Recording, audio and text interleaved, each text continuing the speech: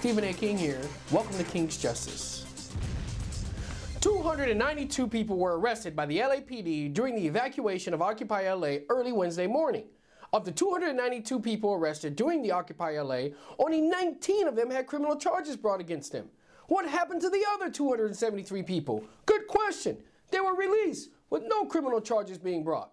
Chief Deputy City Attorney William Carter stated, "It's an unfortunate fact of life in this country. Perhaps this will sensitize people to what it means to get arrested." By this, he's implying that when you get arrested, you go to jail. He then went on to say the length of the protesters' jail stays were not unusual. Isn't he really saying that they got what they had coming, their punishment, for exercising free speech? If the city had a leg to stand on, they would have brought charges against everyone they arrested. This was clearly punitive, and it ticks me off when the government throws its power around. The only good that came from this, in my opinion, is at least now we have a more detailed portrait of those involved in the final rounds of the 2-month demonstration.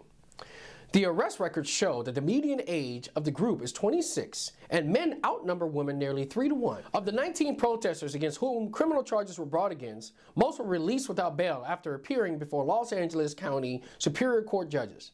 Of course, one condition of their release was that they not return to the City Hall area where the protesters had camped. That's weak. They should have been booked and released. Nonviolent civil disobedience means they're what? Threats to whom? Let's face it, the only threat the occupiers pose is based on their politics. Then those in power are the ones that feel threatened.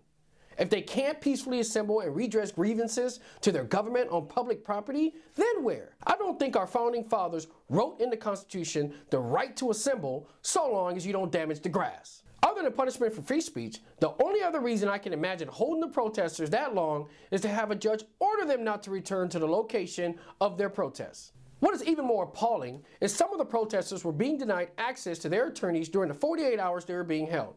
This is unconscionable and a violation of civil rights for any attorney to be denied access to their clients. At King's Justice, we're calling you out. We refuse to turn a blind eye to this type of injustice. By carrying our armor of justice, we will assure that no weapon formed against you shall prosper.